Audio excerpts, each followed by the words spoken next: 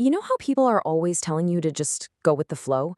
Well, what if that flow is taking you somewhere you don't actually want to end up?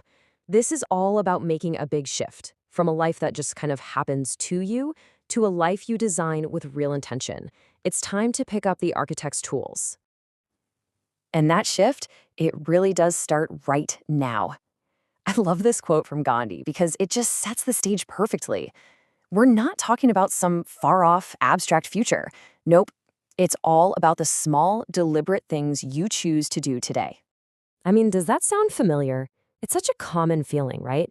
You're moving through the days, the weeks, the years, but you feel more like a passenger in a car than the person actually driving. We're here to talk about how to flip that script for good. So let's start with this really powerful idea. I want you to try this on. You are not a victim of your circumstances. You are an architect. You literally have the power to design, to shape, and to build the exact life you truly want to live.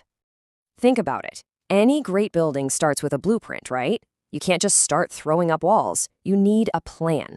So this first part is all about drafting that blueprint for your life, getting crystal clear on the what and the why of your design. So what goes into this blueprint? Well, it's really three core things. First, a clear vision of what you want.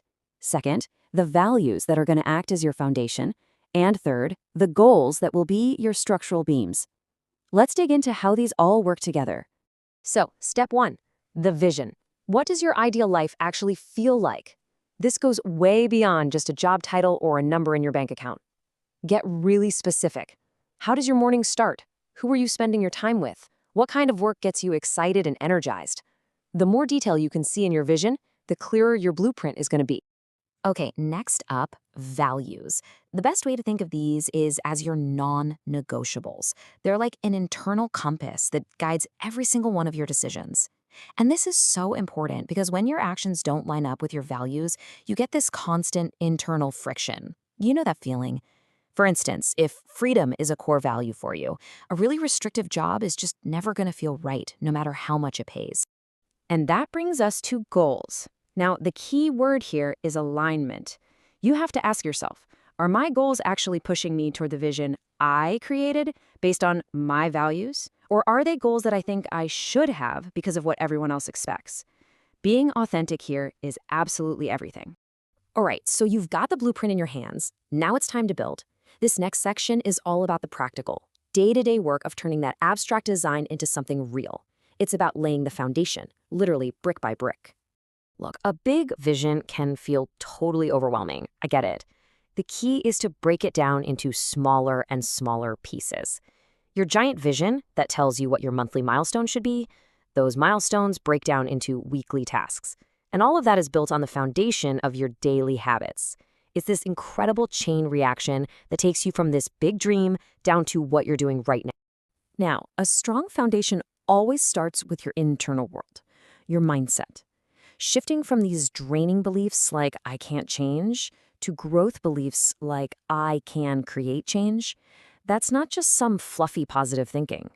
It's about fundamentally believing in your own power to build and adapt your life. Here is such a powerful way to think about your habits. They aren't just things you do. They are basically votes you cast for the type of person you want to become. You want to be a writer? Well, writers write every day. Your daily routines should be reinforcing the identity that you're trying to build. Okay, so we've covered all the internal work. Now let's look outward. Your environment, the people, the places, the things all around you can either be a massive support for your construction project or it can actively work against you. Part of being a good architect is knowing when to do some demolition. You have to clear the building site, and that means being really honest about what's holding you back. Which of these things are just draining your energy and pulling you away from your blueprint? It's time to clear them out. And on the flip side, you have to choose your construction crew very, very wisely. The people you spend the most time with have a huge impact on your ambition, your mindset, and your motivation. Seriously, your social circle is one of the most powerful design tools you have. So you've got the blueprint, you're laying the foundation, and you've got the right environment. But here's something crucial to remember. The work is never really done. Your life isn't a static building. It's a dynamic, evolving masterpiece. Life is going to throw you curveballs. That's a guarantee. You are going to change. Your priorities might shift. A well-designed life isn't a prison that you build for yourself. It's a flexible structure that can adapt as you learn and grow. Rigidity is the real enemy of progress here. So, how do you manage all that evolution? You do it with a regular review process. Think of this as your quality control. Every month or so, you just step back, you look at your blueprint, you look at what you're actually building, and you ask yourself one simple question. Are these two things still aligned? This is what allows you to make smart adjustments along the way.